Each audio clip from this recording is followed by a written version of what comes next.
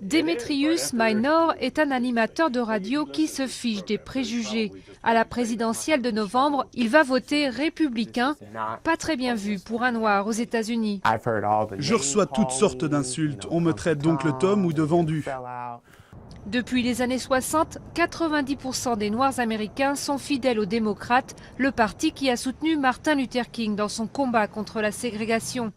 Mais pour Demetrius, peu importe la couleur, ce qui compte, ce sont les convictions. Est-ce qu'on veut un État moins envahissant? Est-ce qu'on veut un budget en équilibre?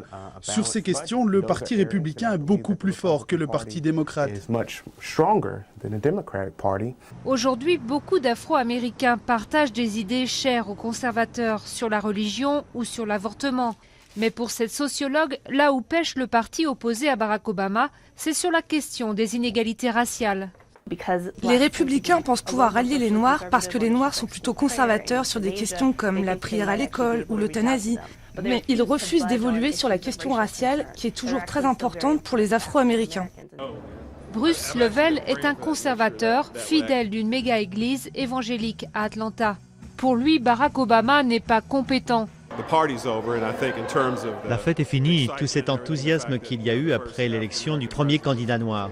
Je pense que pour la prochaine présidentielle, les gens vont regarder le candidat de plus près et moins voter en fonction de la couleur. En dehors de l'Église, Bruce participe activement aux réunions du Parti républicain. Il se décrit avant tout comme un citoyen qui prend des responsabilités et refuse l'étiquette de noir républicain.